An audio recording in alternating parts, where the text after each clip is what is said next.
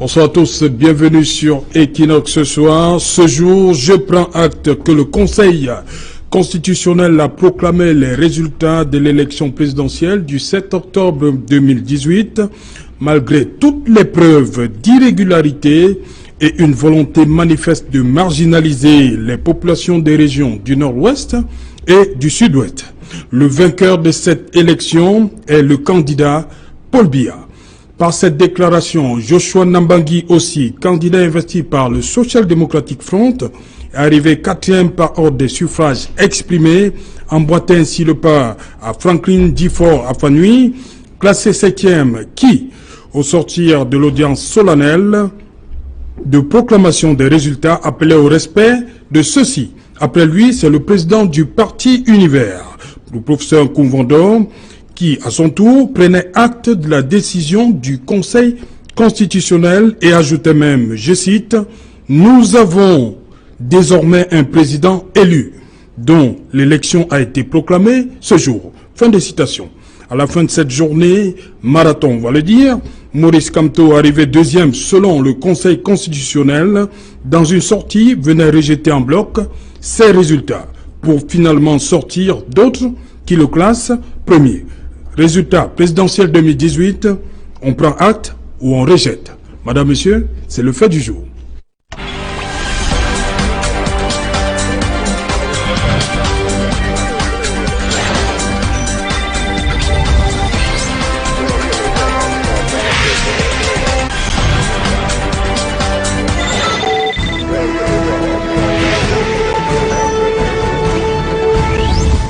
Voilà, Madame, Monsieur, résultat présidentiel 2018, on prend acte ou on rejette. Pour en parler, je suis avec Fabrice Tweli. Bonsoir. Bonsoir Serge Alain et bonsoir aux copanélistes et à vos millions de téléspectateurs. Vous êtes le membre du parti Univers. Oui. Voilà, qui a accompagné le candidat Cabral à l'élection du 7 octobre. C'est bien cela? Effectivement. Voilà. Sur ce plateau également... Ça va, je le vois tout sourire. Hein. Charles Elisan. Bonsoir. Bonsoir, c'est Jalin. Oui. Bonsoir, c'est la victoire de votre champion? Bon, nous avons le triomphe modeste. Oui. Nous ne faisons pas dans le triomphalisme dans le RDPC. Oui. L'élection présidentielle, c'est un jeu. C'est l'expression populaire par laquelle les Camerounais choisissent celui qui va diriger le pays pendant les 7 prochaines années. Je suis heureux que celui que j'ai soutenu ait gagné. Pour le moment, le président élu en attendant la prestation de serment. Oui. Comme je l'ai dit, nous restons sobres, nous restons humbles, nous restons modestes et nous évaluons le poids sur lequel les Camerounais nous ont placés. Donc, pas de triomphalisme, nous tendons les mains à tous les Camerounais pour qu'ensemble on construise le pays. Charles Elisan, vous êtes président du bureau de la section OJRDPC, vous un militant du RDPC. Militant RDPC. Oui. Bienvenue sur le plateau. Merci. Également sur ce plateau, Carlos Mbalem. Bonsoir. Bonsoir Serge Alain, bonsoir aux co-panélistes et bonsoir aux millions de téléspectateurs de Equinox TV. Voilà, vous êtes 6e adjoint au maire de Douala 5e. Effectivement, je suis 6e adjoint au maire SDF pour la commune de Douala 5 et responsable local du SDF pour l'arrondissement de Douala 5e également. Voilà, je vais attaquer avec vous. Il faut rappeler que nous attendons également Wilfried Ekanga du mouvement pour la renaissance du Cameroun. Wilfried Ekanga qui sera le 4e invité de cette émission. Le vainqueur de cette élection est Paul Biya. Dixit, Joshua Nambangi aussi. Oui, effectivement, c'est ce qu'il a publié. Quelques heures après le verdict. Effectivement, c'est ce qu'il a publié dans un communiqué rendu public hier. Mais il faut dire que la position de Joshua aussi, candidat investi par le SDF à cette élection présidentielle, s'inscrit dans une certaine courtoisie républicaine. Mais cette courtoisie républicaine ne peut se justifier que lorsque nous sommes dans le cadre d'institutions démocratiques, lorsque nous sommes dans le cadre d'institutions consensuelles, lorsque nous sommes dans le cadre d'une élection organisée et acceptée par tous les candidats. Or, dans le cas d'espèce, j'ai le regret, malheureusement, de dire que nous ne sommes pas dans ce cas-là. Voilà la raison pour laquelle, à titre personnel, je le redis ici, que les Camerounais ne peuvent pas accepter la proclamation du résultat tel que publié par le Conseil constitutionnel. Pourquoi? Parce que je ne le désavoue pas. J'explique la position qu'il a prise en tant que candidat. Qui n'est pas celle du SDF? Écoutez, le SDF est un parti politique qui a investi un candidat à l'élection présidentielle, mais il faut savoir que le SDF a ses instances dirigeantes, notamment le comité exécutif national dont les travaux sont convoqués pour le 3 novembre prochain. Qui doit féliciter? C'est le parti ou bien le candidat? Vous savez, le SDF est un parti qui s'inscrit dans les traditions des partis socialistes, communistes, qui investissent les candidats à l'élection présidentielle qui ne sont pas forcément les présidents nationaux des partis politiques. Et à l'issue d'une élection présidentielle, le candidat investi par le parti tire les conséquences de l'élection sur le plan personnel d'abord. Parce que c'est lui le candidat. Soit de féliciter, soit de réagir. Il est libre de dire ce qu'il veut. Mais ça n'engage pas le parti. Écoutez, c'est qu'il doit comprendre. J'ai dit, il tire les conséquences d'abord sur le plan personnel. Oui. Maintenant, en tant que structure du parti, le parti va se prononcer le 3 novembre prochain dans le cadre du réunion du comité exécutif national. Et d'ailleurs... Est-ce qu'il a mis à mal la position? Vous écoutez, est-ce qu'il a mis à mal la position du parti? Écoutez, la position du parti, jusqu'ici, sera connue le 3 novembre à l'issue de la réunion du comité exécutif national. Je voudrais préciser ici que dans l'intitulé de la convocation de cette réunion du NEC, il est bien dit qu'il sera question de faire le bilan. Oui, effectivement, secrétaire général du parti. Il sera donc question, oui, effectivement. Il sera donc question de faire le bilan de l'élection présidentielle et de tirer les conséquences sur le plan du parti. Oui. Le candidat a tiré les conséquences sur le plan personnel, mais le NEC va tirer le propos tenu par Joshua aussi au Conseil constitutionnel, à savoir que, les élections se sont passées en excluant 2 régions du Cameroun, à savoir le nord-ouest et le sud-ouest. Deuxième chose, les élections ne se sont pas passées de façon démocratique. Troisième chose, les recours introduits par les partis politiques d'opposition, malgré les preuves irréfutables qui ont été apportées au Conseil constitutionnel, n'ont pas amené ce Conseil à annuler cette élection présidentielle telle que demandée par les partis politiques. Joshua aussi lui-même a demandé au Conseil constitutionnel d'annuler cette élection présidentielle. Et moi je suis d'accord.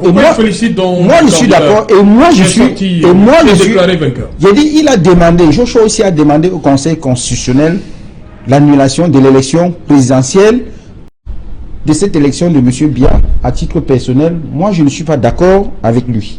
C'est ce qu'on retient. Je vais quand même rappeler pour la gouverne les propos de Joshua Nambangi aussi.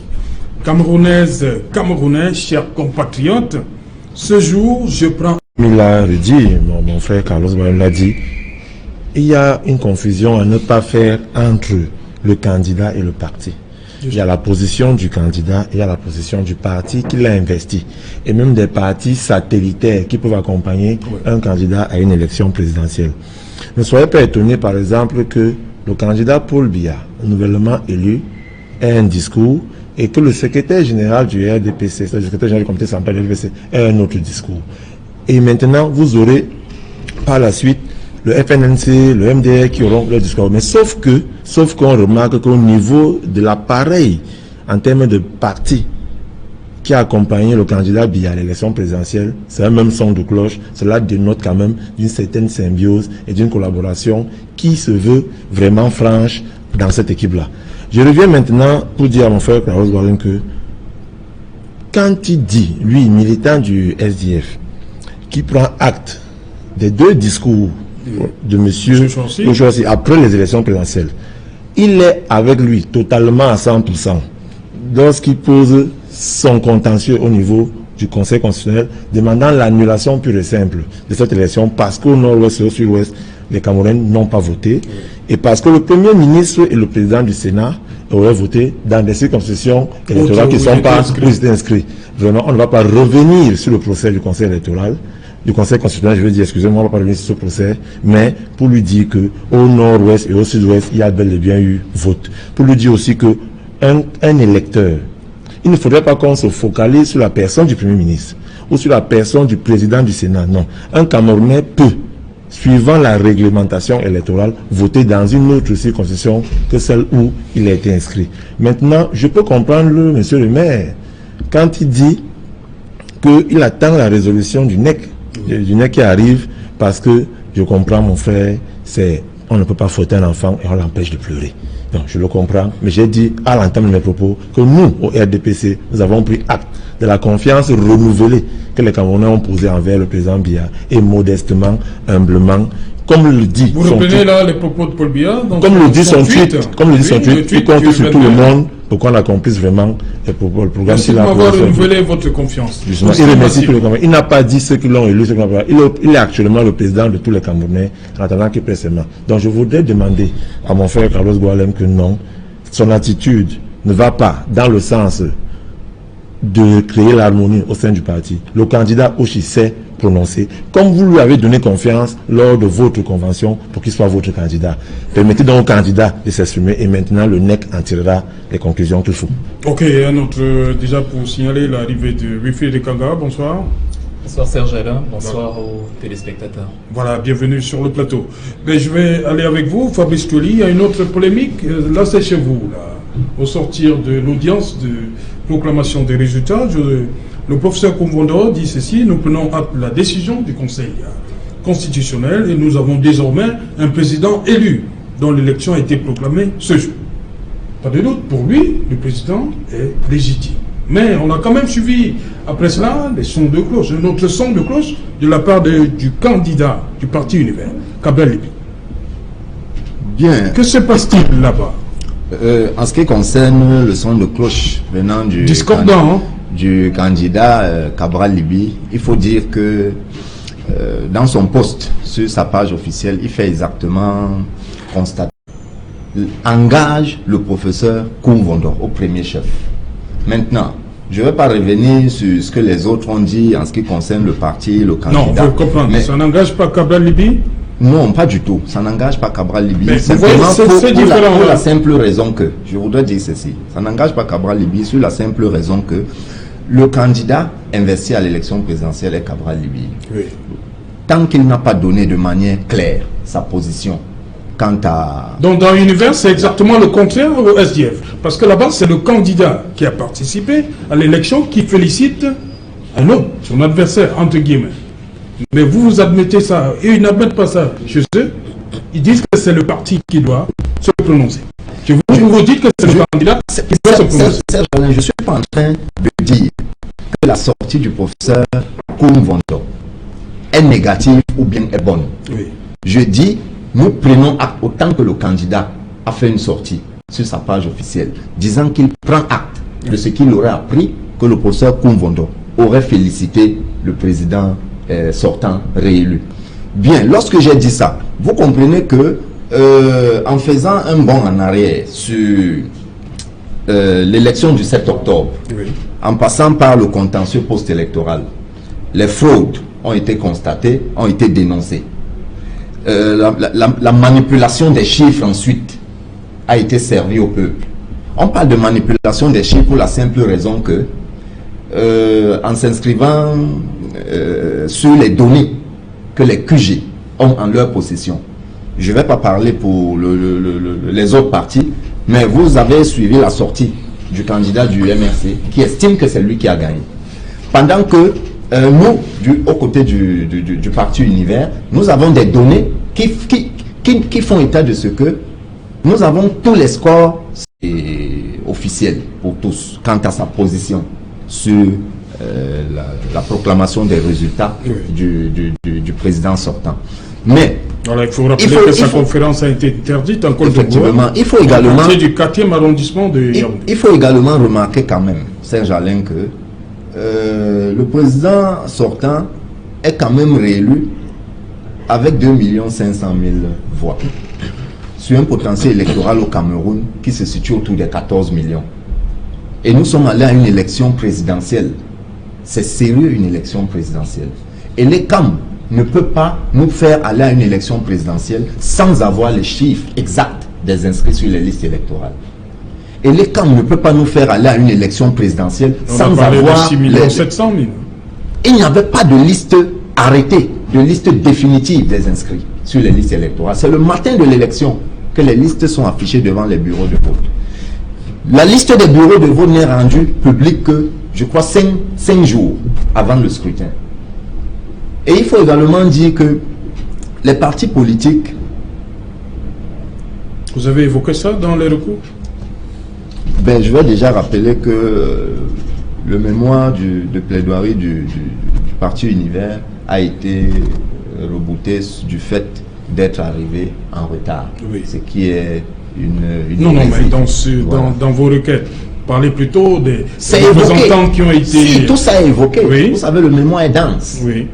Tout ça est évoqué à l'intérieur. Mais pour revenir au côté, à la proclamation des résultats, il faut dire que sur le plan légal, le parti Univers, autant que le candidat et au sein de son QG, nous sommes une jeunesse ou alors un parti républicain et légaliste.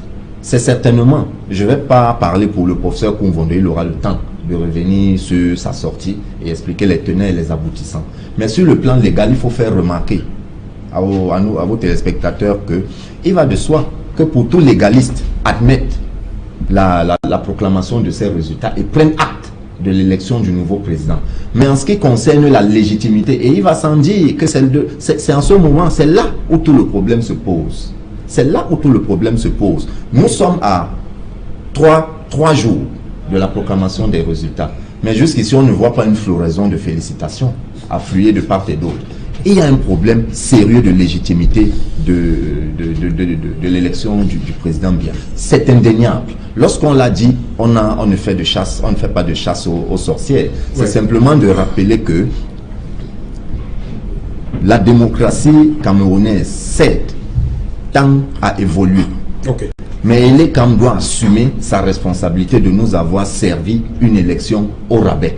Et en ce qui concerne... C'est ça qui crée 2 sons de cloche dans votre formation politique. Serge Alain, c'est ça le débat ce soir. Serge Alain, il n'y a pas 2 sons de cloche. Non, il y a 2 sons de cloche. Il n'y a pas 2 sons de cloche. Puisque jusqu'à présent, est-ce que... Le professeur Koumvondé a sa position, il a félicité. Est-ce que le candidat Cabral Libya a fait une sortie pour désavouer le... Bien sûr, on l'a suivi dans des radios. Et sur ce plateau également, je l'ai déjà dit, Wifide Kangara, le même soir, le 22 octobre, votre champion Maurice Kamto, on l'a vu, il a rejeté en bloc le résultat sorti du Conseil constitutionnel. Il a ces résultats, lui, qui font de lui le vainqueur, avec 39,74% contre 38,47% pour Paul Biya. Un score serré, hein? Oui, un score serré, selon les données dont disposerait le président du MRC, le candidat Maurice Kamto. Il est évident que ce n'est pas parce que vous ne pouvez pas prouver quelque chose que la chose est fausse, mais dans le même temps, pour un souci de rationalité, pour fonctionner sur une base chiffrée, sur une base compréhensible, il faut que vous ayez la capacité de fournir les éléments qui étayent la thèse que vous défendiez. C'est pour ça que, comme j'ai dit, lorsque je répondais à la question il y a 2 jours, le parti politique n'est pas un monolithe, c'est comme un relief avec des collines, des montagnes, des plaines, mais qui appartiennent en fait à la même entité. Ça veut dire que le président du parti, le cas échéant, peut avoir une certitude que nous, par exemple, à la base de ce parti, n'avons pas. Et comme tous les citoyens, après y avoir entendu le président du parti déclarer qu'il dispose des éléments de preuve pour défendre ce qu'il défend, nous attendons, nous nous retrouvons justement dans l'attente qu'il présente et aux Camerounais et au parti et justement aux instances compétentes, si la possibilité est encore donnée après le dernier recours au Conseil constitutionnel, qu'il présente justement les preuves de la véracité de ce qu'il affirme. J'ai précisé, je le précise encore, que étant donné les manquements de cette élection qui ont été mentionnés brillamment ici, le faible taux de participation déjà, pas seulement parce que les gens se sont abstenus, parce que déjà l'abstention en elle-même était une abstention record. Mais on parle de 53%, c'est faible. Oui, c'est à peine au-dessus de la moyenne. Il faut plutôt se poser la question pourquoi la presque moitié des autres ne sont pas allés aux urnes, sauf quand on considère, comme la thèse a été défendue ici il y a 2 jours toujours, que la finalité d'un parti politique est l'accession au pouvoir. Moi j'ai une autre conception de la chose. La finalité d'un parti politique, c'est d'amener les citoyens à la conviction de la base solide de ce qu'il a à présenter sur tous les plans, économie, santé, industrie, pour garantir à ses citoyens un meilleur cadre de vie. Donc s'interroger sur ces éléments-là, s'interroger sur la partialité des juges. On a dit qu'on n'allait plus faire le procès du Conseil, évidemment, mais en tout cas pour répondre à la question, s'interroger en tout cas sur tous les éléments qui ont amené, il y a un déficit de crédibilité de cette fameuse élection. En plus de ces éléments dont non crédibles plus ou moins, le professeur Maurice Kamto prétend, au terme de ses recherches personnelles, disposer de données pour lui fiables que nous attendons maintenant qu'il nous présente. En tout cas, c'est la raison pour laquelle il l'a fait. Ne lui accordant le bénéfice du doute, moi j'ai dit justement que ça me réjouirait, rien ne me réjouirait davantage, puisque nous on n'était pas parti pour être deuxième, le MRC était parti avec l'intention, vu la forte adhésion populaire. On va même dire qu'on a la consolation du fait que ceux qui soutiennent le MRC et à Univers, encore à qui j'accorde énormément cette marge-là, ceux qui soutiennent le MRC et Univers sont beaucoup plus nombreux même que ceux qui ont voté le RDPC actuellement. Malheureusement pour nous, ils n'avaient pas de carte d'électeur parce que la conscience de la nécessité de l'inscription sur les listes électorales n'est venue que très tard. Donc on se console déjà de la forte adhésion, de la forte prise de conscience, en tout cas pour nos nouvelles idées politiques, pour nos nouvelles formations. Et on se dit que voilà, il est possible donc à encore le professeur Kamto, qui n'est pas un idiot, qui a certainement en tout cas des éléments sur lesquels il repose pour présenter ses documents. On se réjouit, en tout cas on se réjouirait quand on est du MRC, en tout cas quand on a soutenu ou sympathisé pour le MRC, on serait très content de voir que véritablement il y a une possibilité de justification absolue du fait que c'est vrai ce dont il dispose, mais je dis que la probabilité est très faible. Je serai le premier heureux de me laisser surprendre en me trompant, parce que pour l'instant, étant donné que c'est le cadre régalien et que ce sont les institutions qui l'ont dit et que c'est déjà du moins partiellement reconnu à l'international, je suis plus ou moins amené, pour ne pas dire contraint, à m'atteler, en tout cas à m'entendre sur le verdict du Conseil constitutionnel. Ok. Charles Lisan, oui. Deux candidats sur le 8 qui étaient face à votre champion. Pour raison de félicitations, elles arrivent. Des félicitations. Et puis je voudrais vous faire comprendre que ce n'est pas l'international qui reconnaît une élection. Ce n'est pas l'international. Paul Biya a été élu, il a été déclaré vainqueur par le Conseil constitutionnel, ce sont les règles du jeu en avance. Je voudrais aussi dire que l'adhésion populaire à un parti ne se mesure pas au nombre de likes sur Facebook, ne se mesure pas au nombre de personnes qui sont présentes dans un meeting. L'adhésion populaire, justement, des Camerounais. Non, l'adhésion populaire, je suis obligé de réagir. L'adhésion populaire, parce qu'on a dit que l'adhésion populaire de deux partis dépasse ceux qui ont voté pour le RDPC. Je ne sais pas comment on a mesuré cela. Je ne sais pas comment. Mais nous, on sait que le baromètre de la mesure d'une adhésion populaire des hommes à un candidat ou à un parti, c'est lors des élections. Et au cours de cette élection, Paul Biya a été élu. La troisième chose, c'est que on veut se moquer du score de Paul Biya.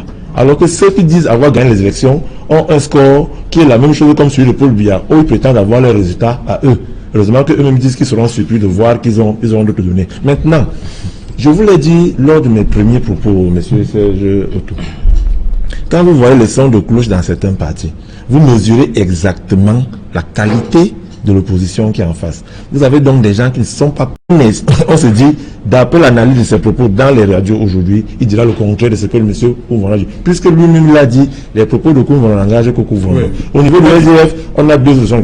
Donc, à ce qui nous concerne, nous au RDPC, j'ai envie de dire, nous assistons stupéfaits à ce qui se passe en face. Et les Camerounais ont là la preuve par 9 qu'ils ont fait le bon choix en élisant Paul Biya, où son parti et ses autres partis statutaires qui l'accompagnent ont un seul son de clos, ont une seule parole. On attend juste la sortie de celui qui a gagné l'élection. Là, je vois Carlos Gualem qui brûle d'envie de moi, je suis toujours très surpris lorsque j'écoute les militants du RDPC qui donnent l'impression que leur parti se porte mieux, ou alors la gestion de leur parti est mieux que celle de l'opposition. Moi, je pense que, et ça je l'ai dit ici, il n'y a pas deux sons de cloche différents au SDF. Il faut que cela soit clair.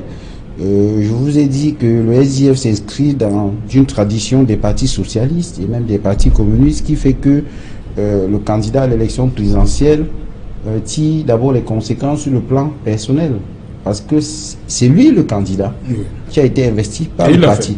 Bon, maintenant, je vous ai dit qu'il y a une réunion du comité exécutif national du SDF qui est convoquée pour le samedi 3 novembre. Au cours de cette réunion, le parti fera le bilan de l'élection présidentielle et prendra une position. Et c'est cette position-là qui est la position du parti. Et je voulais rappeler aussi que les partis politiques ne sont pas des lieux où l'expression des libertés est étouffée. Le SDF est un parti démocratique où sur une question donnée, il peut avoir plusieurs sons de cloche différents. Mais cela ne veut pas dire que le parti a des problèmes. Lorsqu'il y a plusieurs sons de cloche différents, il y a des instances qui habitent et prennent la position majoritaire qui est la position du parti. Et de ce point de vue, je vous ai annoncé une réunion du comité exécutif national qui aura lieu le samedi 3 novembre. En ce qui concerne la position de Joshua aussi par rapport à l'élection de M. Biya, je vous ai dit que c'est une position personnelle en tant que candidat à l'élection présidentielle. Le candidat à l'élection présidentielle n'est pas président national du parti. Il est candidat. Il avait une équipe de campagne et avec laquelle il a travaillé avec les structures du parti. Il a tiré les conséquences sur le plan personnel. Maintenant, le parti reprend les choses en main pour la suite. Parce que la vie d'un parti politique ne s'arrête pas à l'occasion d'une élection présidentielle. Quel que soit le résultat qu'on a eu, que ce résultat ait été bien ou mauvais, le parti doit continuer. Et donc, on ne peut pas se focaliser sur les déclarations d'un candidat. Moi, je respecte Joshua aussi. D'ailleurs, je vous ai dit que je m'aligne totalement sur la position qu'il a prise au Conseil constitutionnel, et notamment sur la conclusion de celle-ci, de cette position. Il a dit que, quelle que soit la position que vous allez prendre, le peuple aura le dernier mot. Moi, je suis d'accord avec lui. Le peuple camerounais est souverain. Et nous avons assisté à une parodie d'élection. Nous avons assisté une fois encore à un hold-up électoral. Parce que le Cameroun s'inscrit désormais dans une tradition de vol des élections. Parce que je dois rappeler ici que le Tchemani John Fundi a gagné l'élection présidentielle de 1992. Mais sa victoire avait été volée. Cette fois encore, en 2018, nous assistons à ce que le Camerounais retienne. Que l'élection s'est bien passée, moi je dis non. L'élection s'est très mal passée et en tant que parti politique, c'est cette position du Conseil constitutionnel que nous allons prendre. Et je félicite Joshua aussi pour sa brillante déclaration au Conseil constitutionnel. Mais lui, il est passé. Je félicite. Comment vous félicite les choses en arrière? Non, écoutez, il est passé, il a félicité le candidat. Écoutez. Il félicite son adversaire. Je vous ai dit, en l'espace de 5 jours, il a fait 2 déclarations. Oui.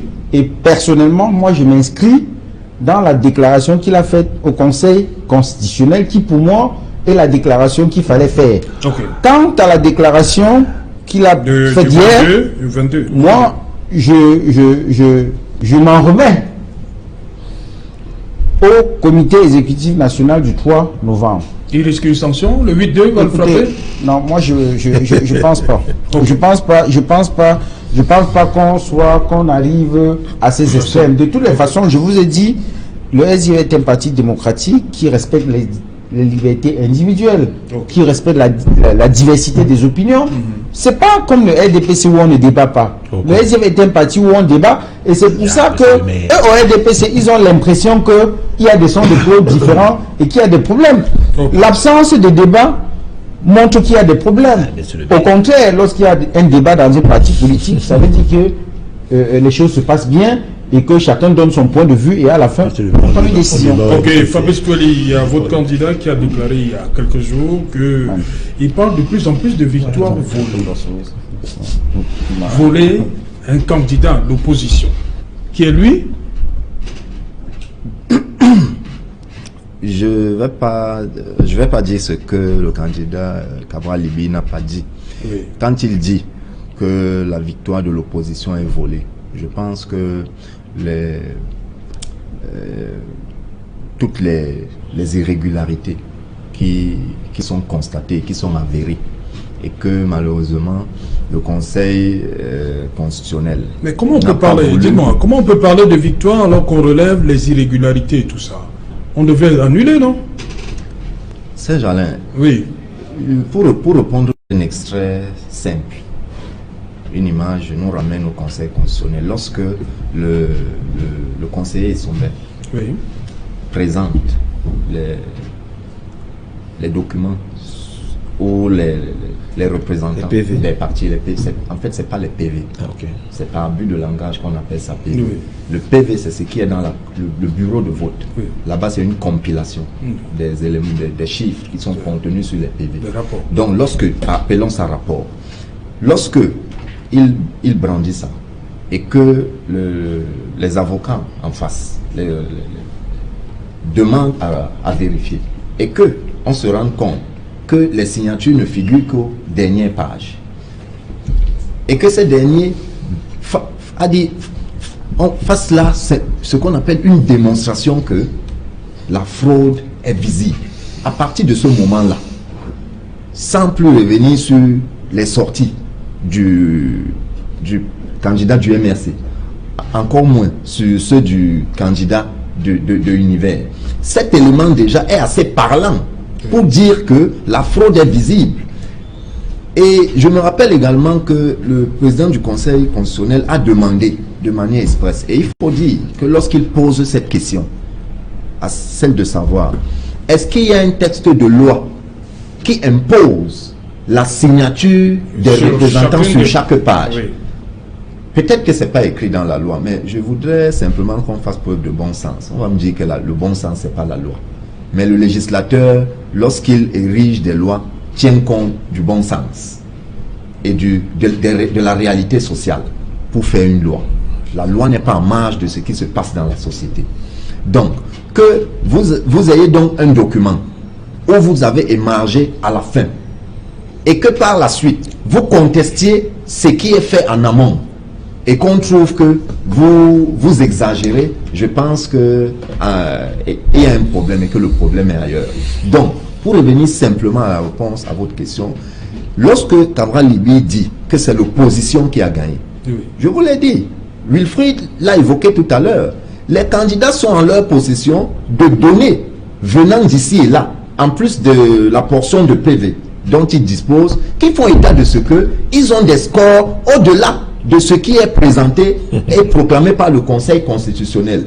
Maintenant, moi je pense que la chose la plus simple pour taire la querelle aurait été que le Conseil constitutionnel demanda qu'on recompte les voix à partir des PV qui font foi eux. Simplement. Mais lorsque ce n'est pas fait et que la question revient à chaque fois, est-ce que dénoncer les irrégularités, les fraudes et après réclamer la victoire, demander l'annulation de l'élection, je pense que tout ça se rejoint. Les chiffres à cette élection présidentielle ont été manipulés. Je pense que le candidat du parti Univers, Cabral Libye, lorsqu'il fera sa sortie, je ne suis pas dans les secrets de Dieu, mais certainement mentionnera cela et prendra position définitivement. Ça me permet d'embrayer, lorsque vous avez dit tout à l'heure, en me retirant la parole, que Cabral Libye était en contradiction avec le professeur Koumvondo. Je dis que non. Ces sorties dans les radios ces 2 derniers jours ne sont pas de manière absolue, ne rentrent pas de manière absolue en contradiction. Mais lorsqu'il dit avec que les propos engagent le professeur Koumvondo, ces propos-là, ça veut dire quoi pour vous? Ces propos, mais c'est assez simple à comprendre, tel que c'est dit. Oui, ces propos engagent le professeur Koumvondo parce que c'est lui qui les a tenus. Simplement. Maintenant, lorsque lui fera sa sortie, en ce moment-là, vous aurez des éléments. Ces gens-là, je voudrais simplement dire que votre émission est assez suivie pour que nous fassions dans le dilatoire. Oui. En tenons-nous à ce que aux éléments factuels. Lorsque Cabral Libye va tenir sa conférence de presse, qui j'espère sera autorisée, ou sur sa page officielle, il a dit qu'il donnera clairement sa position. Et à partir de là, nous allons surfer sur ce qu'il a dit ou pas, et non plus supposément sur ce qu'il aurait voulu dire, en disant que le professeur Koumvondo est responsable de ses propos. Ce qui est vrai parfois. Ok, Wilfried Kaga. Merci. On a rejeté tout ce qui s'est passé le 22. On attend. On va dire comme les anglophones, what next? What next? Oui, ça veut dire qu'il y a beaucoup de choses qui ne se sont pas bien passées, outre le très fort taux d'abstention qui aura dû voter pour celui qui, pour vous, est le meilleur choix. On a parlé tout à l'heure de la conférence de M. Cabral Libye. C'est une grosse honte pour notre pays. Si on devait le dire à l'international, ça nous ridiculiserait qu'un candidat sortant à l'élection présidentielle n'a même pas la possibilité, dans un état dit de droit, dans une république, de tenir une conférence absolument pacifique. C'est ça que j'appelle toujours l'incapacité de tirer des leçons de ce que nous avons notamment en zone anglophone, la fameuse crise au nord-est et au sud-ouest, qui a justement conduit à ce que des gens n'aillent pas voter et que ceux qui aujourd'hui se pavanent avec 2,5 millions de voix conservent le vivier électoral qui était le leur. L'adhésion populaire, en tout cas le grand score du RDPC, ne vient pas du fait que beaucoup de gens publics. Le message qu'on envoie en lui offrant l'impossibilité de tenir une simple conférence de presse pour faire valoir ses avis, c'est que voilà le Cameroun que nous offrons encore pour 7 ans à nos concitoyens. Le meilleur choix pour nous est celui-là qui empêche les citoyens de s'exprimer. On a le droit de se demander quels sont donc à ce moment-là les pires choix. Et pour revenir sur les principaux chiffres, quand on dit voilà, oui, mais il a gagné avec des chiffres assez impressionnants, c'est bien vrai. Mais il y a une seule raison pour laquelle le SDF, en tout cas par l'intermédiaire de Joshua Oshi, aurait affirmé que voilà, il reconnaît la défaite du président Paul Biya. C'est peut-être parce que le contentieux repose non pas sur les fraudes qu'il y aura bel et bien eu, mais plutôt sur la possibilité qu'en l'absence de fraude, parti X ou Y aurait gagné. C'est-à-dire la discute ne repose pas sur le est-ce qu'il y a eu tricherie ou pas.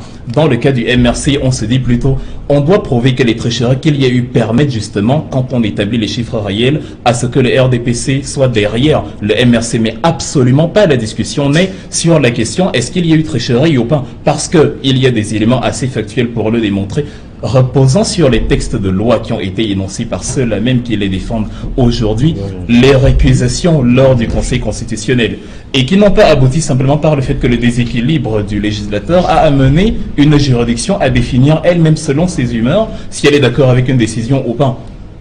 Donc même si vous avez vu le président du Conseil constitutionnel assassiner quelqu'un, il peut vous dire non, la requête est irrecevable, vous m'avez certes vu commettre le meurtre, mais la requête est irrecevable, donc voilà, je décide que ce n'est pas approuvé par nous. Et c'est justement sur ce type de mécanisme qu'a reposé la réfutation des différentes accusations du MRC. Mais le Premier ministre et le président du Sénat, c'est-à-dire deux des 5 plus grandes personnalités de la République, qui vont voter dans des circonscriptions autres que les leurs, alors que pour les citoyens de ces régions-là, la dérogation ne le permettait pas. C'est déjà une fraude. Ou alors, les membres du Conseil qui deviennent à la fois juges et partis, ce sont encore des fraudes. Et là, on est encore dans ce qu'on peut appeler les fraudes institutionnelles. Parce que pour ce qui est des chiffres et des véritables PV, nous avons reçu parfois même de ces ressortissants de certaines régions qui ont appelé et qui ont dit voici ce que je faisais, voici où j'étais scrutateur, et voici la grande discordance entre les chiffres dont nous disposons et les chiffres définitifs de Elecam. Mais Elecam n'étant pas révocable, les PV d'Elecam faisant foi, on se retrouve donc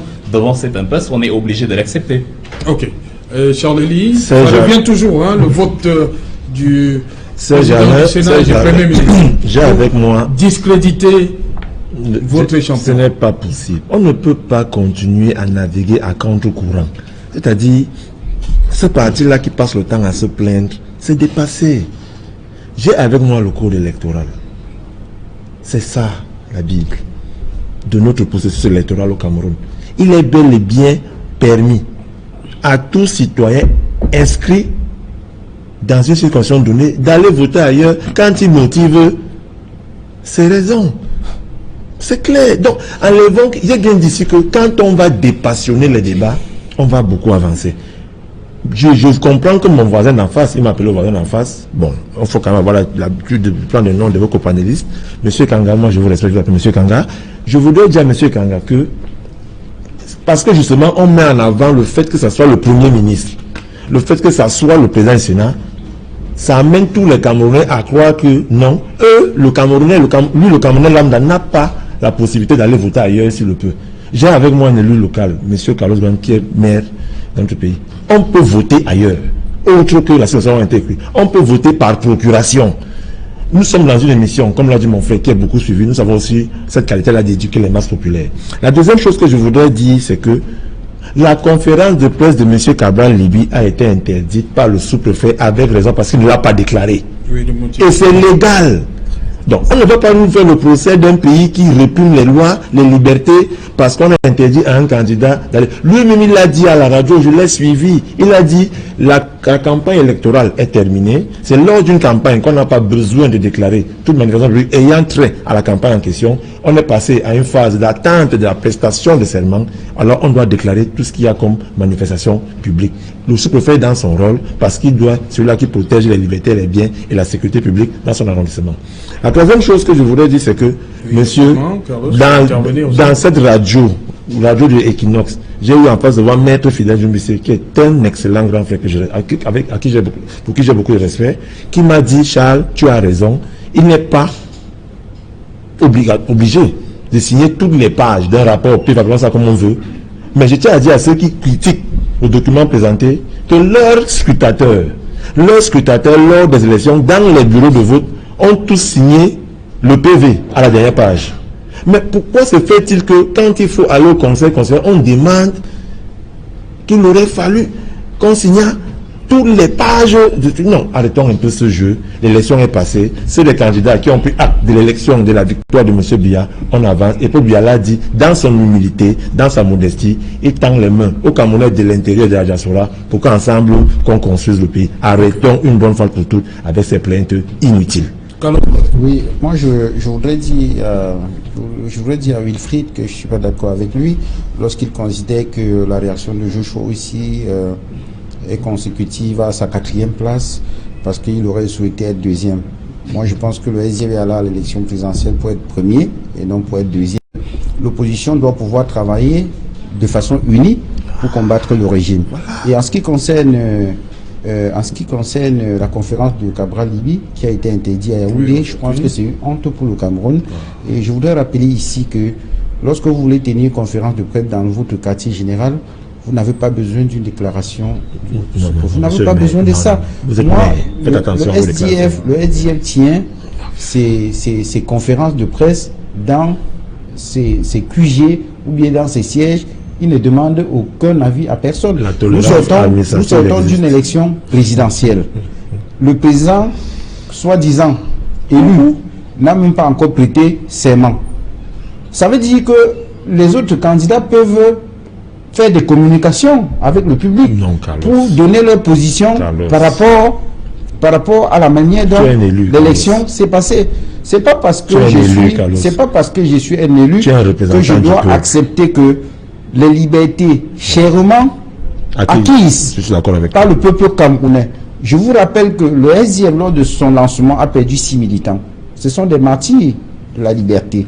Et nous avons un devoir de mémoire envers ces gens-là qui sont morts. Je ne vais jamais me rendre complice de ce piétinement de la démocratie.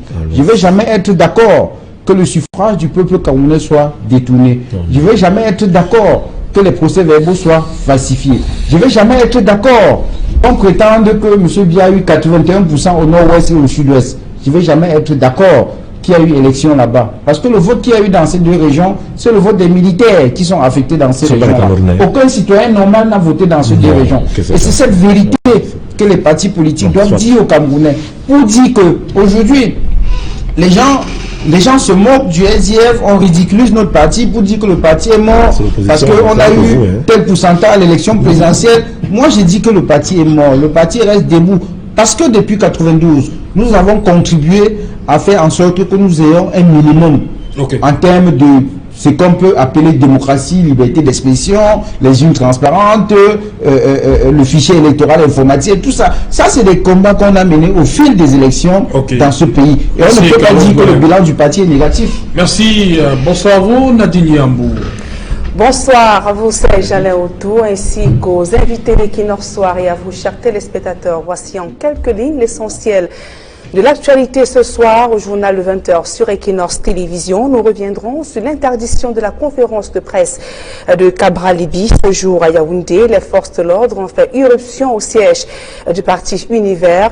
Dans un arrêté, le sous-préfet de Yaoundé 4e a interdit cet événement sans aucun motif. Et après un premier report, les organisateurs de la All Anglophone General Conference préparent l'événement prévu les 21 et 22 novembre prochains à Boyab, dans la région du sud-ouest Cameroun. L'essentiel des débats entre les fils et filles du Nord-Ouest et du Sud-Ouest porteront essentiellement sur la crise qui secoue les deux régions du Cameroun ainsi que la question de l'unité nationale. Dans ce journal, nous ferons le point des préparatifs à 3 semaines de cette conférence.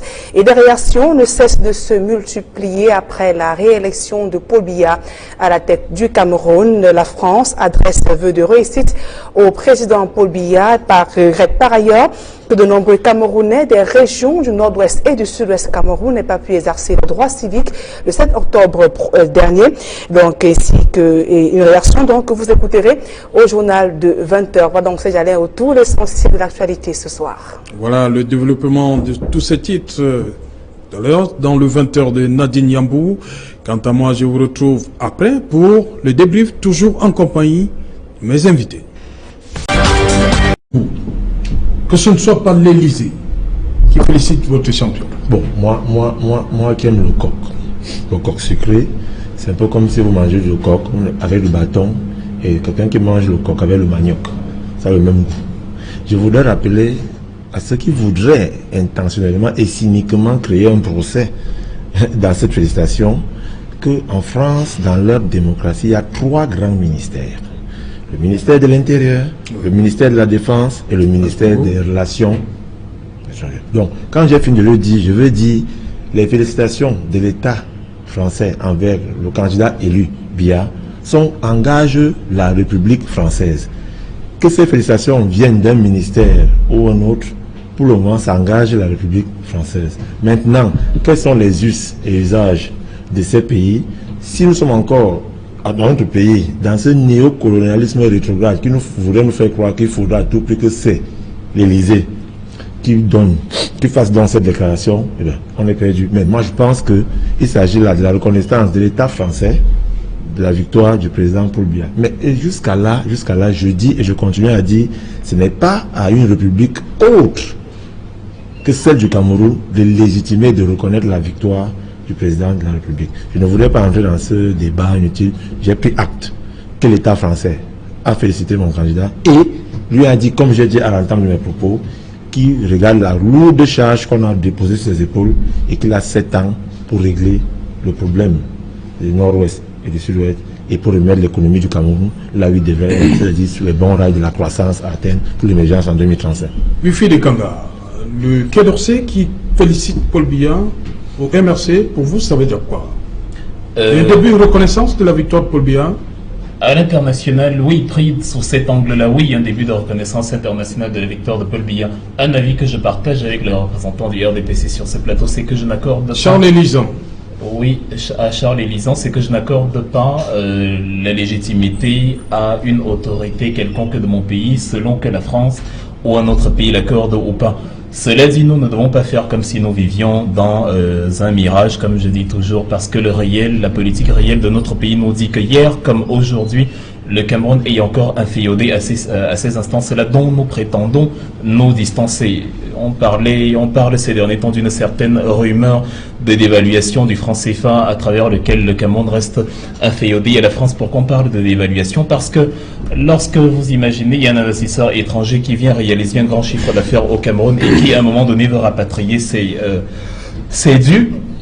S'il s'avère que les devises disponibles dans les caisses des banques centrales, en tout cas le cas échéant de la BIAC, est inférieur à la valeur monétaire en monnaie locale de ce qu'il a envie d'extraire du pays, on est obligé de baisser la valeur de la monnaie pour lui permettre, voilà, d'avoir la même somme sur le quota de devises disponibles. Donc quand on est encore comme ça, parce que c'est la France qui fixe la parité entre le franc CFA et l'euro, c'est très joli de dire que ça ne nous intéresse pas ce que la France pense de nos résultats, mais les faits nous racontent un autre langage dont il faut que dans ces régions-là, ils ont posé la question pourquoi est-ce qu'il n'y a pas de dérogation, et en tout cas les commissions électorales qui étaient conscientes de la crise anglophone et de la difficulté de voter quand les élections viendraient auraient déjà dû prendre des mesures pour que ces gens-là aient la possibilité d'aller voter ailleurs sans avoir à justifier chacun individuellement pour qu'il ne peut pas voter. C'est-à-dire même le dernier des idiots, c'est qu'il y a une crise dans les régions du Nord-Ouest et du Nord-Est, à plus forte raison les instances, les commissions électorales, et c'était leur devoir et non à rejeter, à opérer une sorte de transfert de culpabilité et à demander aux citoyens de le faire à leur place. Quant aux conférences, pour terminer, moi j'ai eu une... Non, on y arrive, on n'en est pas encore là. Merci Wifi, vous avez parlé des populations du nord-ouest et du sud-ouest. Et justement, le Quai d'Orsay, je m'adresse là à vous, Carlos Mbalem, le Quai d'Orsay, en félicitant le président Biya, dit que regrette que les populations du nord-ouest et du sud-ouest n'aient pas participé au vote. Oui, avant de répondre à votre question, moi je note que le régime attend impatiemment des félicitations. J'ai même l'impression qu'on oblige même certains candidats à féliciter le président Biya pour son élection. Donc ça me pose un sérieux problème. Lorsque vous êtes élu normalement, vous n'avez pas à supplier les gens pour qu'ils viennent vous féliciter. Et par rapport à la déclaration, parce que je considère ce qui a été lu au journal comme une déclaration du Quai d'Orsay, le ministère des Affaires étrangères français,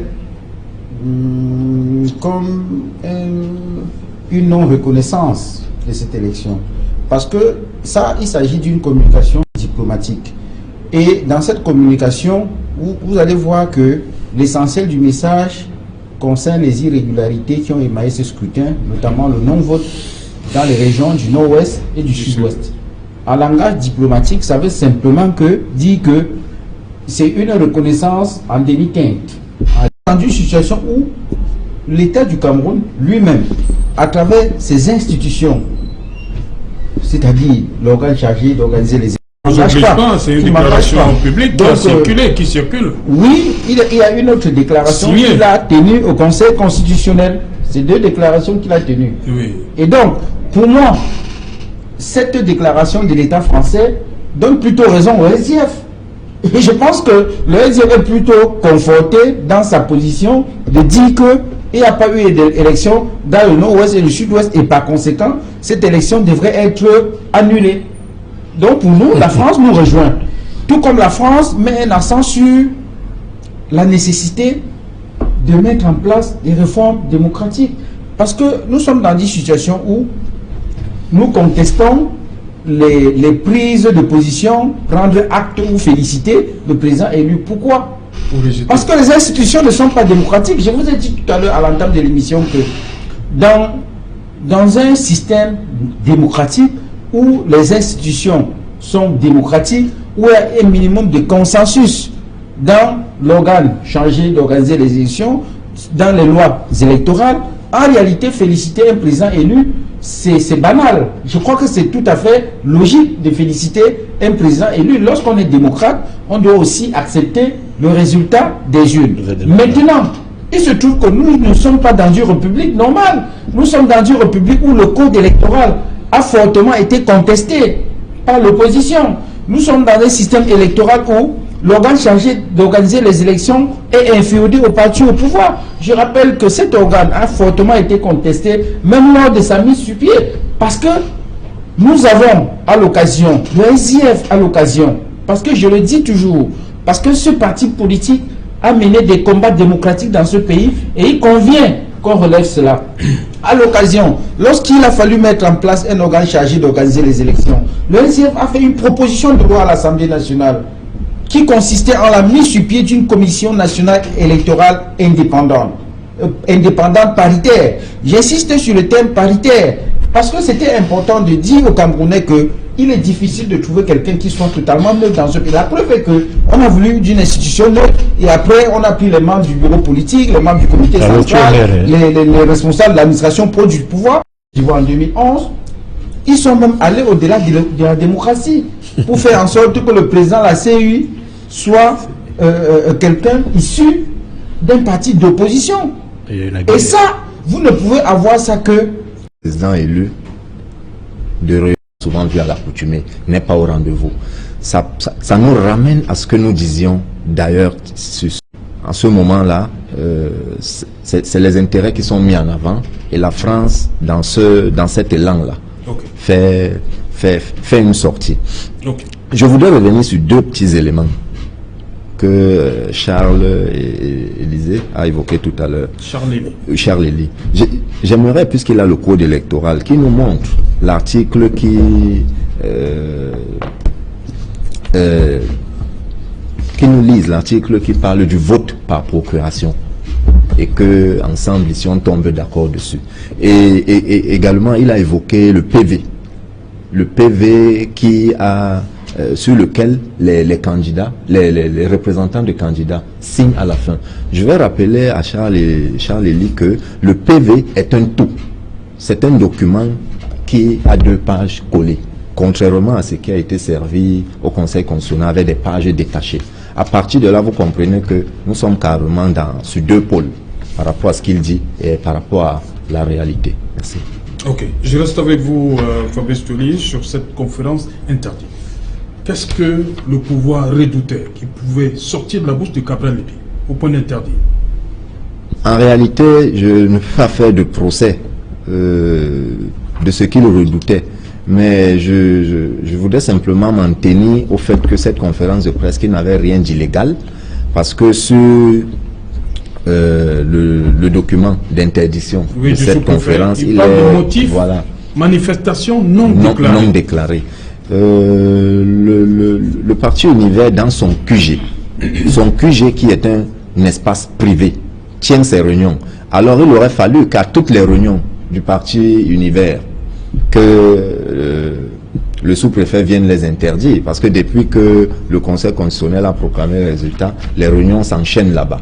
Alors je ne vois pas pourquoi, lorsque c'est... Voilà pourquoi je demande, qu'est-ce qu'il y avait de...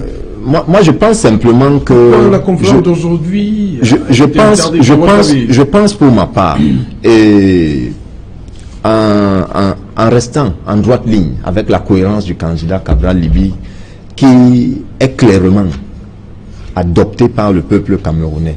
Parce que on nous a dit ceux qui mettent généralement en avant le caractère numérique de l'échec de l'opération qu'il a lancée, 11 millions d'inscrits. On s'est rendu compte le jour des élections que sur l'ensemble du territoire national, beaucoup de Camerounais, on les compte par centaines de milliers. C'est vrai que de manière chiffrée, on ne peut pas arrêter un chiffre. Mais ils sont sur l'ensemble du territoire national, ils avaient des cartes d'électeurs, mais ils n'étaient pas inscrits sur les listes. Beaucoup avaient les récépissés, ils n'étaient pas inscrits sur les listes. D'autres n'avaient ni récépissé ni carte d'électeur, ils avaient leur carte d'identité. Et ils scandaient à tout va. Mais lorsqu'on nous inscrivait, nous avait dit qu'avec nos cartes d'identité, même si nos cartes d'électeurs ne sont pas disponibles, on voterait parce que nos noms seraient sur les listes. Moi, vous allez remarquer que je m'appuie énormément sur Elecam. Parce que c'est Elecam qui est l'appareil qui a géré le processus électoral. Alors tous ces manquements qui nous permettent d'aboutir aujourd'hui à une victoire qui pose un problème de légitimité. Personne n'est à l'aise avec ça. Parce qu'il faut le préciser, personne n'est à l'aise avec le fait que cette victoire de cette élection du président sortant soit contestée sur le plan de la légitimité. Pour la simple raison que Elecam n'a pas bien fait son travail. C'est de ça qu'il est question. Pour revenir à la conférence, le doigt accusateur sur Elecam. Elecam n'a pas bien fait son travail. Maintenant, on peut dire que le Conseil constitutionnel n'a rendu que le droit en refusant de faire prévaloir son caractère autoritaire en tant que Conseil constitutionnel, de surseoir aux éléments contenus dans le code électoral et faire prévaloir la vérité, faire jaillir la vérité du fait de la contradiction. Ils ne l'ont pas fait. On dira qu'ils étaient dans leur droit peut-être, mais sauf qu'on prend acte que ça pose un problème de légitimité, cette victoire. Maintenant, pour en revenir à la conférence interdite, Cabral Libye, dans le cadre de cette conférence de presse, voulait simplement faire une communication d'envergure nationale et internationale pour rendre justement compte de toutes les ambiguïtés communicationnelles qui rôdent autour de sa personne. Je pense que c'est de bon ton, c'est de bon augure, et puis c'est légal. Comment comprendre cette espèce de levée de bouclier autour du candidat Cabral Libye depuis qu'on connaît les résultats? Qu'est-ce qui se passe? Bien, par rapport à par rapport à cette situation, il faut dire quand même que, vous savez, on apprécie toujours ce qui se passe ailleurs, dans le cadre de sécuriser les candidats, lorsque ils sont partie prenante à une élection présidentielle, pour la simple raison que, avant la proclamation des résultats, il aurait pu être proclamé élu président de la République. Donc, dans ce sens, il est, moi, à mon avis, hein, il était nécessaire qu'il soit encadré. Mais seulement, ça peut être vu aussi sous un autre angle, dans celui de contrôler ses faits et gestes, à l'effet de savoir s'il provoque une insurrection ou pas. Sauf que on va quand même remarquer que il était libre de ses mouvements, il allait, il venait, et d'ailleurs il a fait une sortie sur sa page officielle où il ne comprenait pas pourquoi cet état de choses autour de sa personne, on rendait par rapport à l'opposition aussi. Par rapport à l'opposition. Oui. Oui, c'est ce que je suis. En fait, ma réponse va dans le sens d'éclairer votre question, de dire que dans les démocraties sérieuses, ça se fait. On encadre de façon sécuritaire les candidats à l'élection présidentielle jusqu'à la sortie. Communauté SDF d'Allemagne qui réclame des comptes déjà à votre candidat. Votre non, vous savez, si vous m'avez bien suivi, par rapport au score, si vous m'avez très bien suivi, ça bouge beaucoup dans le SDF ces derniers temps. Si vous m'avez bien suivi à l'entame de cette émission, je vous ai dit que le SDF est un parti démocratique où il y a réellement un débat interne sur toutes les questions. C'est la raison pour laquelle vous allez constater que ma position par rapport à la déclaration du candidat et l'attente de la réunion du NEC, il y a comme si je désavouais le candidat, mais en fait il ne s'agit pas de ça. C'est parce que au SDF, vous pouvez dire ce que vous voulez, mais il y a pas de discipline, il y a une structure, il y a l'instance habilitée à prendre des résolutions qui engagent le parti. Et cette instance au SDF s'appelle le NEC. Donc le NEC du 3 novembre aura pour mission effectivement de faire le bilan et envisager l'avenir du parti. Parce que je vous ai dit tout à l'heure que l'élection présidentielle est passée, mais la vie d'un parti politique ne s'arrête pas à l'occasion d'une élection présidentielle. Il y a d'autres échéances, il y a d'autres problèmes que les Camerounais rencontrent. Parce que la vie d'un parti politique, ce ne sont pas seulement les élections. Il y a des problèmes quotidiens que les Camerounais rencontrent tous les jours. Les problèmes d'éducation, les problèmes de santé, l'insalubrité, la promiscuité, les enfants qui sont emprisonnés dans les hôpitaux avec leur mère parce qu'ils ont voulu. Donc il y a tellement de problèmes que les partis politiques, lesquels les partis politiques peuvent réagir, peuvent travailler. Donc pour nous, il s'agira effectivement de faire le bilan et puis de nous redéployer sur le terrain. Voilà, justement. Et si vous me permettez, je voudrais dire permettez que je passe. Permettez, je vais vous donner la parole. Permettez que je lise cet autre extrait de la déclaration de Joshua Ossi. Nous avons, en tant que parti politique, la lourde charge qui nous incombe depuis les législatives de 1997 du leadership de l'opposition. Effectivement. Il faut garder ça. Effectivement, je pense pour rester leader de l'opposition. Effectivement, vous comprenez que je ne puisse pas trop commenter la sortie de Joshua Ossi. Je vous ai dit que le candidat a été investi par le parti pour un mandat précis qui était celui d'aller gagner l'élection présidentielle. Et comme il n'a pas gagné, maintenant l'élection présidentielle est passée, il a pris une position tirant ainsi les conséquences sur le plan personnel. Il revient maintenant à l'instance habilitée à le faire, le NEC, de faire le bilan de la participation du parti à cette élection et de tirer les conséquences, cette fois-là sur le plan du parti et envisager l'avenir. Okay. Et si vous permettez maintenant que je dise quelque chose sur la conférence de presse de Cabral Libye, je le redis encore, c'est une honte pour le Cameroun. Moi j'ai eu la chance de recevoir Cabral Libye à mon bureau à la mairie de Douala 5e pour parler avec lui du projet qu'il avait à l'époque. Il n'avait même pas encore une ambition présidentielle.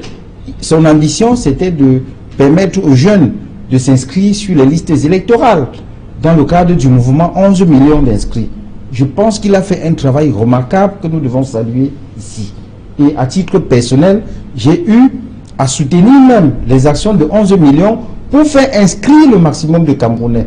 Parce que le problème qu'on a, ce dont Cabral Libye est victime aujourd'hui, j'ai rappelé tout à l'heure que Les sièges des partis politiques ne sont pas des endroits où les policiers peuvent venir faire une intrusion n'importe comment. Et une conférence de presse ne donne pas lieu, et je le redis dans des places à Charles Elisang, les conférences de presse qui sont organisées dans les sièges des partis politiques ne donnent pas lieu aux déclarations à la sous-préfecture. C'est les sièges des partis politiques, ils peuvent organiser là-bas des réunions comme ils veulent. C'est un peu comme si le PDG de Kinos, voulant organiser une réunion dans les locaux de Kinos, soit obligé d'aller demander une autorisation au sous-préfet. Ça veut dire en réalité que votre vie désormais est soumise à l'autorisation du sous-préfet. Nous avons obtenu dans ce pays en 1990, les Camerounais sont morts pour obtenir ce qu'on a appelé dans ce pays la cession des libertés, qui était une cession de l'Assemblée nationale qui a consacré tous ses travaux à mettre en place des lois pour garantir des libertés publiques, des libertés démocratiques, la presse libre et tout le reste. Donc, 28 ans après, j'ai l'impression que le Cameroun n'avance pas du tout dans ce domaine-là. Nous avons plutôt rebaissé. Qu'est-ce qui explique que 28 ans après l'adoption de ces lois-là, qu'on en soit aujourd'hui à soumettre la rencontre entre deux personnes à l'autorisation d'un sous-préfet? C'est inacceptable. Et c'est une honte pour le Cameroun. Voilà, permettez-moi de lire cette déclaration de Cabral Libye. Nous sommes toujours, c'est Cabral Libye qui le dit, nous sommes toujours en période électorale. Le candidat proclamé élu n'a toujours pas prêté serment. Le candidat à l'élection présidentielle que je suis a le droit de s'exprimer dans son quartier général où il tient des réunions tous les jours. La conférence de presse est donc à nouveau convoquée à notre QG le même 25 octobre. Je suis d'accord avec lui. Serge Alain Otto, je vais m'exprimer en regardant les Camerounais dans les yeux. Le problème dans ce pays est que les acteurs du processus électoral, les acteurs politiques que nous sommes, nous faisons plus dans le populisme que l'éducation des masses. Je suis abasourdi d'entendre ici un élu qui était partie prenante de l'élection présidentielle dire que le candidat élu est illégitime au vu du nombre de ceux qui l'ont élu, alors que dans le même combat, il avait un candidat qui poursuivait les mêmes électeurs, dont les 6 millions, sur les 25 millions que le Cameroun compte. Parce qu'aujourd'hui, ils ont perdu. Ça veut dire que celui qui a gagné n'est pas légitime au vu du nombre de ceux qui l'ont élu. La deuxième chose que je veux dire à ceux qui nous écoutent, je dis bien, toute manifestation publique doit faire l'objet d'une déclaration. Il ne faut pas qu'on confonde la tolérance administrative et le libertinage. Il peut arriver que vous fassiez une réunion et qu'il n'y ait pas de souci, on vous la laisse faire. Mais on est dans un processus... par manifestation publique. J'y arrive. On est dans un processus post-électoral. Je vais reprendre ici les données de la Banque mondiale qui disent que 89% des crises en Afrique viennent des crises électorales dues à l'élection présidentielle, quand elles sont plus ou moins bien gérées. Oui. Voilà, on se comprend, monsieur. Donc c'est pour vous dire que le rôle du sous-préfet, dans ce sens-là, est de réguler tout ce qu'il y a comme mouvement allant dans le sens de ce processus électoral-là. Et il faut le dire, que les Camerounais nous écoutent, même à Douala 2e, le président du conseil communal de la jeunesse a voulu organiser une marche en soutien, je dis bien en soutien au candidat Biya, qui a été interdite par Dr. Laissez-moi parler. Qui a été interdite par Dr. Didier. J'ai organisé. On parle d'une conférence de presse dans le QG d'un candidat. Et vous nous parlez d'une manifestation sur la voie publique. Carlos Gualeb, j'étais en train de faire ce qu'on appelle la maïtique socratique. Pour arriver à un niveau où vous allez répondre à votre question.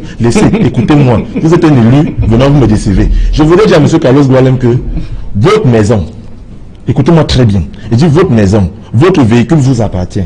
À partir du moment où vous l'ouvrez par des voies de communication, que les gens suivent, que vous invitez les autres à venir vous recevoir, à venir vous accompagner dans cette maison, dans ce véhicule, ce véhicule, cette maison deviennent un lieu public. Et quand c'est... Non, je vous dis, écoutez-moi très bien. Monsieur, on est là. J'ai la parole. J'ai la parole. Il faut que tu m'écoutes. Tu vas m'écouter. Tu vas parler, je t'ai écouté. Je suis responsable de ce que je dis, mais je ne suis pas content de ce que tu comprends. Tu me laisses parler. Ce que je voudrais dire, c'est que toute manifestation publique, et une manifestation publique, ce n'est pas seulement une marche. Le mot public n'est pas seulement aller sur la voie publique. Public veut dire que quand Equinox nous invite à une émission, le sous-préfet de Douala Premier, donc dépend le quartier, on peut l'interdire de cette émission. Mais je vous le dis, parce que si le sous-préfet estime qu'il a fait d'éléments à sa possession pour interdire l'émission qui peut créer tout dans l'ordre public.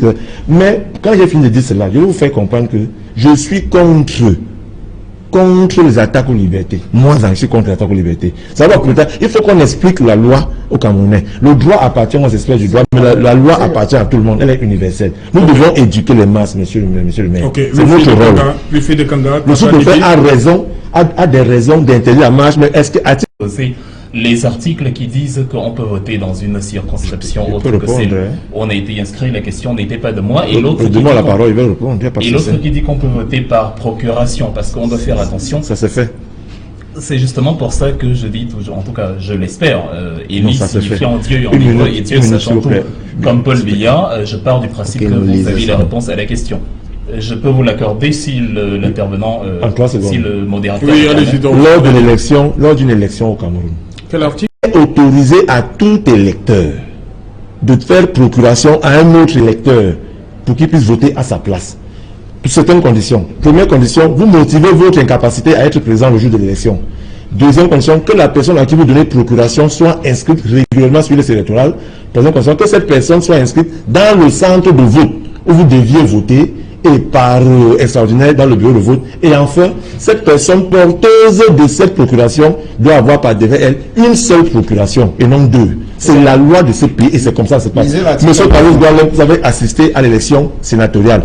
Les conseillers municipaux ont donné des procurations à d'autres conseillers municipaux parce qu'ils étaient dans la capacité de le faire. Ça se fait au Cameroun. Je ne voudrais pas qu'on se réfléchisse ici à dire n'importe quoi. Vas-y, monsieur Marie. Moi, je n'aime pas les débats de chiffonniers. Moi, quand je viens dans une émission, mon objectif c'est de permettre aux Camerounais qui nous suivent de sortir de là avec des enseignements ou des choses qu'ils peuvent.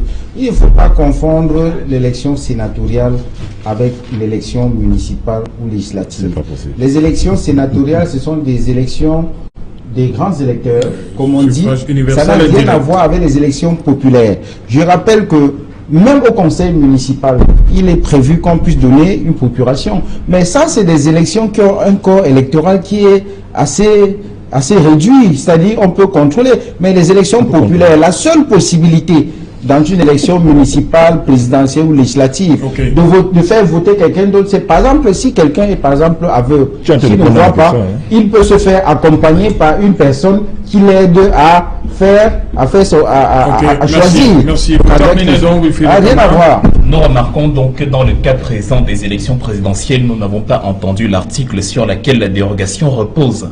Nous remarquons que dans les faits, les gens qui se retrouvaient dans ces situations, étant donné les énormes contraintes que vous avez énoncées, il était impossible pour les milliers d'électeurs de ces régions-là d'avoir chacun à remplir ces conditions-là, quand il est comme lui-même qui était chargé de créer les conditions avec tous les moyens qui sont les siens pour que la dérogation soit établie et que les gens puissent voter ailleurs, en ait été incapable. C'est pour ça que c'est toujours beau d'avoir tous ces gré-gré pédagogiques, tous ces joujou, on va dire, et de pouvoir quand même défendre mal ce qu'on prétend défendre. C'est pour ça que j'ai l'habitude de dire que, en allant à la chasse aux sorcières, assurons-nous que les ustensiles que nous avons pour exorciser sont les bons, parce que dans cette forêt, dans cette jungle qu'est le Cameroun, les chimpanzés ayant la conviction qu'ils n'ont aucun risque, qu'ils n'ont rien à se reprocher, risquent le plus fort de glisser sur la même peau de banane.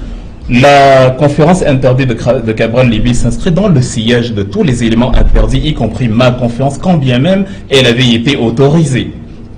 La tolérance administrative qui permet aux gens, comme vous le dites brillamment, de tenir des conférences, parfois même sans autorisation, à elle nous opposons l'intolérance administrative qui fait en tout cas la règle dans ce Cameroun dans lequel nous vivons, où parfois quelque chose d'incongru se produit alors qu'on pensait que c'était impossible.